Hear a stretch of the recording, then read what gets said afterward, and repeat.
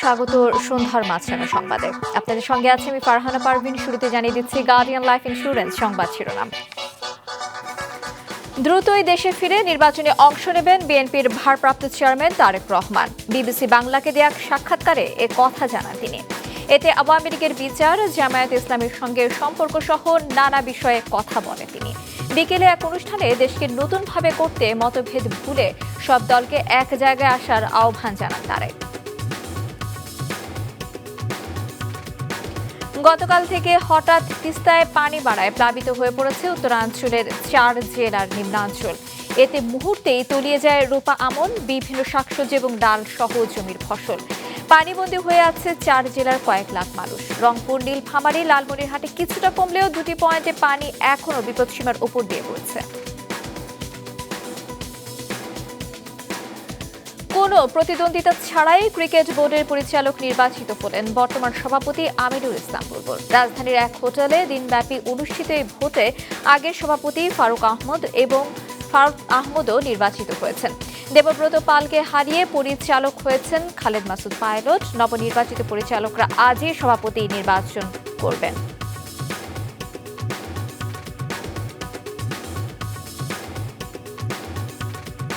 শুনছিলেন শিরোনাম, এবার বিস্তারিত। দ্রুতই দেশে ফিরবেন বলে বিবিসি বাংলাকে দেয়া এক সাক্ষাৎকারে জানিয়েছেন বিএনপির ভারপ্রাপ্ত চেয়ারম্যান তারেক রহমান। সকালে সাক্ষাৎকারটি প্রকাশিত হয়েছে। এতে তারেক আরও বলেছেন, কোনো ব্যক্তি বা দল নয়, জনগণই জুলাই আন্দোলনের মাস্টার মাইন্ড। আওয়ামী লীগের রাজনীতি প্রসঙ্গে তিনি বলেন, এ বিষয়ে সিদ্ধান্ত নেবে জনগণ এবং আইন। আলহামদুলিল্লাহ, আমি শারীরিকভাবে ভালো আছি। দীর্ঘ 2 দশক পর কোনো গণমাধ্যমের সঙ্গে কথা বললেন বিএনপির ভারপ্রাপ্ত চেয়ারম্যান তারেক রহমান। লন্ডন থেকে ভার্চুয়ালি ঢাকায় বিবিসি বাংলাকে দেয়া এই সাক্ষাৎকারে তিনি বলেছেন, তার দেশে ফেরা, নির্বাচন, জোট, আওয়ামী লীগের রাজনীতি, দুর্নীতি, চাঁদাবাজি এবং সামনের নির্বাচনে তার মা দলের চেয়ারপারসন বেগম খালেদা জিয়ার ভূমিকা নিয়ে। প্রথমেই তার কাছে জানতে চাওয়া হয় গণমাধ্যমের সাথে দীর্ঘদিন কথা না বলার কারণ সম্পর্কে। গণমাধ্যমে যে কথা বলিনি তা না, আমি কথা বলেছি, হয়তো আপনারা তখন কথা নিতে পারেননি অথবা শুনতে পারেননি, ইচ্ছা থাকলেও ছাপাতে পারেননি হয়তো। গত বছর আওয়ামী লীগ সরকারের পতন ঘটানো সফল গণঅভ্যুত্থানের পর থেকে যে বিষয়ে জানতে অনেকেরই আগ্রহ, তিনি কবে দেশে ফিরবেন প্রশ্ন ছিল তা নিয়েও।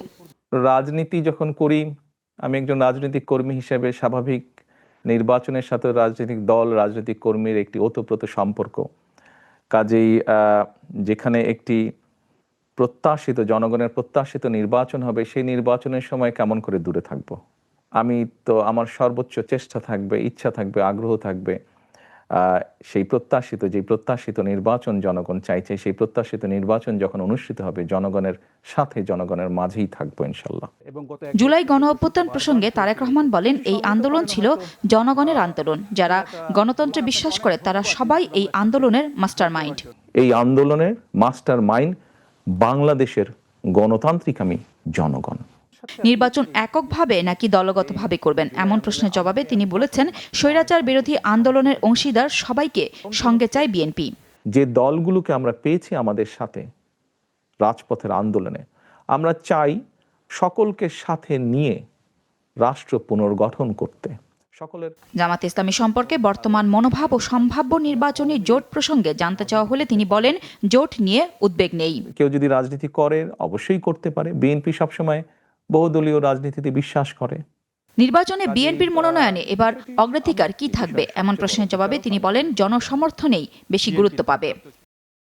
প্রতি জনসমর্থন আছে, যে জনসমর্থনকে তার সাথে রাখতে পারে, জনগণের যার প্রতি সমর্থন আছে, সেরকম মানুষকে দেখেই আমরা নমিনেশন দেব। নির্বাচনে জিতলে তিনি প্রধানমন্ত্রী হতে চান কিনা এবং নির্বাচনে খালেদা জিয়ার ভূমিকা কি হবে, এমন প্রশ্নও ছিল তার কাছে। ওনার শারীরিক সক্ষমতা যদি অ্যালাউ করে ওনাকে, নিশ্চয়ই উনি কিছু না কিছু ভূমিকা রাখবেন। আওয়ামী লীগের রাজনীতি প্রসঙ্গে তিনি বলেন, ব্যক্তি ছাড়াও দল হিসেবে তাদের বিচার হওয়া উচিত। এই সকল অন্যায়, এই সকল হত্যা, এই সকল নির্যাতনের জন্য যারা দায়ী, যারা এসবের হুকুম দিয়েছে, তাদের প্রত্যেকের বিচার হতে হবে। আপনি ব্যক্তিগতভাবে কি মনে করেন, আওয়ামী লীগের কি বাংলাদেশের রাজনীতিতে থাকা উচিত নাকি না? আমার মনে হয় আপনার কোনো প্রশ্নের উত্তরে আমি মনে হয় বলেছিলাম যে আমরা রাজনীতি করি জনগণের জন্য। যেহেতু জনগণের শক্তিতে আমরা বিশ্বাস করি, জনগণের সিদ্ধান্তে আমরা বিশ্বাস করি, জনগণের সিদ্ধান্তের উপরে আমরা আস্থা রাখতে চাই। সাক্ষাৎকারে তিনি আরও কথা বলেন ডাকসু নির্বাচন, দলের নেতাকর্মীদের বিরুদ্ধে ওঠা চাঁদাবাজি, দখলের মতো নানা অভিযোগ প্রসঙ্গেও। সাক্ষাৎকারটির দ্বিতীয় পর্ব প্রকাশ হবে আগামীকাল। কোনো একটি এলাকায় নুরুন নাহার উইলি, মাছরাঙা সংবাদ, ঢাকা। সম্পত্তি সহায় এদিকে এক ভার্চুয়াল বক্তব্যে দেশের সব রাজনৈতিক দলকে একটি জায়গায় আসার আহ্বান জানিয়েছেন বিএনপির ভারপ্রাপ্ত চেয়ারম্যান তারেক রহমান। এদিকে জাতীয় সংসদ নির্বাচনের আগে গণভোটের দাবি নির্বাচন বিলম্বের প্রয়াস বলে মন্তব্য করেছেন দলের স্থায়ী কমিটির সদস্য সালাউদ্দিন আহমেদ। বিস্তারিত হাসনান তানভীরের রিপোর্টে। পিরোজপুরের প্রবীণ বিএনপি নেতা মোতালেব আকন শেষ বয়সে তারেক রহমানের সঙ্গে দেখা করতে চান। মোতালেব আকনের সেই আকাঙ্ক্ষা বাস্তবায়নের উদ্যোগ নেয় আমরা বিএনপি পরিবার। বিকেলে লন্ডন থেকে ভার্চুয়ালি যুক্ত হয়ে মোতালেব আকনের সাথে কথা বলেন তারেক রহমান। এ সময় তিনি বলেন, জনগণই বিএনপির মূল শক্তি। রাজনৈতিক আদর্শ ভিন্ন হলেও ভেদাভেদ কমিয়ে এনে দলগুলোকে একটি জায়গায় আসতে হবে। বিভিন্ন রাজনৈতিক দল আছে, তাদের বিভিন্ন আদর্শ থাকতেই পারে, সেটাই থাকাটা স্বাভাবিক। আমরা বহুদলীয় রাজনীতিতে বিশ্বাস করি, বিভিন্ন রকম মত থাকবেই, এটাই স্বাভাবিক। আমরা সেই ঝগড়া ফ্যাসাদ থেকে কিছুটা হলেও দূরে সরে আসি। আগামী দিনে আমরা চাই মেধার ভিত্তিতে এই জাতিকে গড়ে তুলতে, এই দেশকে গড়ে তুলতে। রাজনৈতিক মতপার্থক্য থাকতেই পারে, কিন্তু তার জন্য একজন মানুষকে শারীরিকভাবে আঘাত করতে যাতে না হয়, আঘাতপ্রাপ্ত যাতে না হন। তারেক রহমান আরও বলেন, বিএনপি তরুণ প্রজন্মের জন্য কর্মসংস্থান তৈরির পাশাপাশি শিক্ষা, স্বাস্থ্য, অর্থনীতি সহ বিভিন্ন খাতে উন্নয়ন পরিকল্পনা নিয়েছে। আসুন আমরা কম্পিটিশন করি সেই পরিকল্পনাগুলো গ্রহণ করার জন্য। এদিকে সকালে জাতীয় প্রেস ক্লাবে এক আলোচনায় অংশ নিয়ে বিএনপির স্থায়ী কমিটির সদস্য সালাউদ্দিন আহমেদ বলেন, আরপিও সংশোধন করে জাতীয় নির্বাচনের দিন গণভোট করা যেতে পারে। বিভিন্ন দাবি তুলে যারা দেশকে অস্থিতিশীল করতে চায় তাদের প্রতিহত করতে হবে। পিআর করে জনগণকে বা বাংলাদেশকে একটা অস্থিতিশীল সরকার ব্যবস্থার দিকে নিয়ে যেতে চাই, সেগুলি হচ্ছে চ্যালেঞ্জ। আর গণভোটের প্রশ্ন তো জনগণের সামনে উন্মুক্তই থাকবে। এই যে জুলাই জাতীয় সনদ যেভাবে স্বাক্ষরিত হয়েছে, অঙ্গীকারাবদ্ধ হয়েছে, তার পক্ষে আছে কি নাই, হ্যাঁ অথবা না। তা আমরা সিম্পলের দিকে যাব, এটাই হচ্ছে আমাদের জন্য চ্যালেঞ্জ। যারা জটিল করতে চাচ্ছে তাদেরকে আল্লাহ হেদায়েত নসিব করুন। অন্যদিকে দুপুরে রাজধানীর গুলশানে বিএনপি চেয়ারপারসনের রাজনৈতিক কার্যালয়ে দলের মহাসচিব মির্জা ফখরুল ইসলাম আলমগীরের সঙ্গে বৈঠক করেন ঢাকা সফররত তুরস্কের উপপররাষ্ট্রমন্ত্রী এবেরিস একনচি। পরে বিএনপির স্থায়ী কমিটির সদস্য আমির খসরু মাহমুদ চৌধুরী জানান, ওআইসিকে শক্তিশালী করা সহ বাংলাদেশে অধিকতর বিনিয়োগ করতে চায় তুরস্ক। বাংলাদেশে একটি অবাধ সুষ্ঠু নির্বাচনও দেখতে চায় তারা। অর্থনীতি, সংস্কৃতি, ওআইসিতে আমাদের যে ইনভলভমেন্ট, সব কিছু মিলিয়ে সুদৃঢ় করার জন্য প্রয়োজনীয় উদ্যোগ আমরা দুই পক্ষ থেকে নেওয়ার ব্যাপারে আলোচনা করেছি। এবং নির্বাচন তো নিশ্চয়ই সবাই, টার্কিও সবার মতো অতি সত্বর নির্বাচনের মাধ্যমে নতুন সরকার আসলে নতুন সরকারের সাথে কাজ করার জন্য উদ্গ্রীব। হাসনাইন তানভীর, মাছরাঙা সংবাদ, ঢাকা। পানিবন্দী হয়ে আছে 4 জেলার নিম্নাঞ্চলের মানুষ। ডুবে গেছে রোপা আমন ধান, ডাল এবং বিভিন্ন শাকসবজির ক্ষেত। ডেস্ক রিপোর্টে দেখুন বিস্তারিত। গতকাল বিকেল থেকে হঠাৎ বাড়তে থাকে তিস্তার পানি। প্রবল স্রোতে ভারত থেকে নেমে আসে পানি। কিছুক্ষণের মধ্যেই তিস্তা ব্যারেজ পয়েন্টে অতিক্রম করে বিপদসীমা। তিস্তার পানি বাড়ায় ধরলা, দুধকুমার ও পটেশ্বরী সহ আশেপাশের নদ নদীর পানিও বাড়তে থাকে। প্লাবিত হয় নীলফামারীর ডোমার, জলঢাকা, লালমনিরহাটের হাতিবান্ধা, আদিতমারি, কালীগঞ্জ ও সদর, রংপুরের গঙ্গাচর উপজেলার লক্ষ্মীটারি ও বাগেরহাট এবং কুড়িগ্রামের নিম্নাঞ্চল। পানিবন্দী হয়ে পড়ে কয়েক লাখ মানুষ। এই বর্ষার মধ্যে এটা বড় বন্যা, অনেক ক্ষয়ক্ষতি হয়েছে। পানি এসে এখন তো ভাত পানি কোনো খাবে না, আর পাক ফাক করা বুদ্ধি নেই, কেমন করে ভাত খাবো। হঠাৎ পানি বাড়ায় দিশেহারা হয়ে পড়ে নদীপাড়ের বাসিন্দারা। মুহূর্তে চোখের সামনে তলিয়ে যায় রোপা আমন, বিভিন্ন সবজি ও ডাল সহ জমির ফসল। আজ 12টা পর্যন্ত পানি, একটা ছয় চক্র পানি। এখন জিনিস সব হারিয়ে গেছে আমার, আর খাবার তো কোনো বুদ্ধি নেই। এখন পর্যন্ত খালি একটা খালি পান খেতে, একটা চা। আজকে সর্বোচ্চ বন্যার পানি বেশি হয়েছে, আর আমরা চাই যে আমরা তিস্তার কাজ চাই, আমরা কোনো ত্রাণ চাই না। আমাদের গাড়ি কিন্তু আসলে কয়েকটা সড়কের কিছু নিম্ন অঞ্চলে পানি প্লাবিত হয়েছে। অলরেডি একটি রাস্তায় ভাঙন দেখা গেছে, সেখানে আমরা সাময়িকভাবে বাড়ির বস্তা দিয়ে ভাঙন প্রতিরোধের ব্যবস্থা করছি। আশা করি এই পানি মানে ধীরে ধীরে কমে যাবে, এবং তা সত্ত্বেও আমরা যে যারা পানিবন্ধী তাদের তালিকা তৈরি করা হচ্ছে এবং প্রশাসনের পক্ষ থেকে আমাদের পর্যাপ্ত ত্রাণের ব্যবস্থা আছে এবং আশ্রয়কেন্দ্র আছে। যদি প্রয়োজন হয় আমরা তাদেরকে আশ্রয়কেন্দ্রে নিয়ে যাবো। পানি উন্নয়ন বোর্ড জানায় বর্তমানে তিস্তার পানি নীলফামারী ব্যারেজ পয়েন্টে বিপদসীমার 15 সেন্টিমিটার নিচে রয়েছে। তবে রংপুরের কাউনিয়া পয়েন্টে এখনও 20 সেন্টিমিটার উপর দিয়ে প্রবাহিত হচ্ছে। বৃষ্টিপাত হয়েছে হিমালয় অঞ্চলে এবং আমাদের উজানের এলাকাগুলোতে। পাশাপাশি গত 2 দিন তো দেখেছেন আমাদের এদিকেও বেশ বৃষ্টিপাত হয়েছে। এই কারণে আমাদের উত্তরাঞ্চলের যে নদ নদীর এই পানিগুলো বৃদ্ধি পেয়েছে। স্বাভাবিকভাবে কিছু কিছু জায়গায় একটু ক্ষয়ক্ষতির পরিস্থিতি তৈরি হয়েছে, বাট নিয়ন্ত্রণের বাইরে না। পরিস্থিতি স্বাভাবিক রাখতে তিস্তা ব্যারেজের 44টি গেটের সবকটি খুলে দেওয়া হয়েছে। হাসান মেহেদি, মাছরাঙা নিউজ ডেস্ক। আমরা আমন্ত্রণ সন্ধ্যার মাছরাঙা সংবাদে। আয়নার মতো স্বচ্ছ নির্বাচন করতে চায় নির্বাচন কমিশন। তবে আইন শৃঙ্খলা বাহিনী, প্রশাসন এবং নির্বাচন কমিশন সহ সবাই ভাবমূর্তির সংকটে রয়েছে। আস্থার সংকট কাটিয়ে ওঠাই বড় সমস্যা বলে মনে করে কমিশন। গণমাধ্যম প্রতিনিধি দলের সঙ্গে সংলাপে এসব কথা বলেন সিইসি এবং নির্বাচন কমিশনাররা।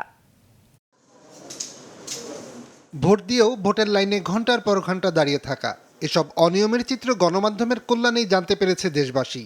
কিন্তু আগামী সংসদ নির্বাচনে সংবাদকর্মীদের জন্য তৈরি আচরণ বিধিমালায় সংবাদ সংগ্রহে বাধা তৈরি করা হয়েছে অভিযোগ করে কিছু বিষয় সংশোধনের দাবি করেছেন গণমাধ্যম কর্মীরা।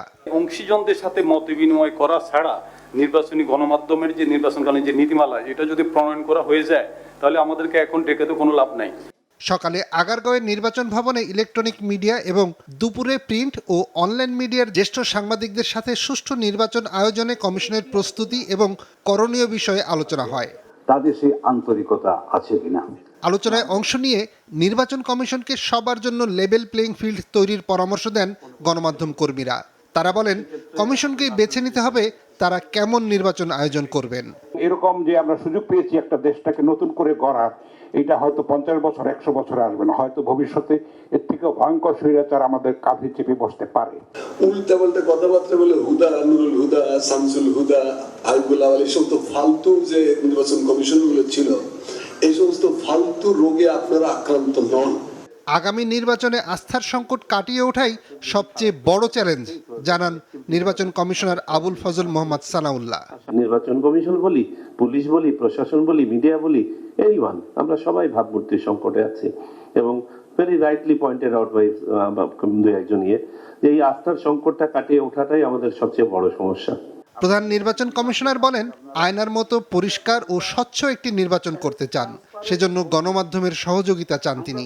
সারা বিশ্ববাসী দেখুক বাংলাদেশে সবকিছু লুকানো ছাপানো কিছু না হয়, এবং এটা আই মিন ইট, যে আমরা একদম স্বচ্ছভাবে আয়নার মতো পরিষ্কার করে এই ইলেকশনটা করতে চাই।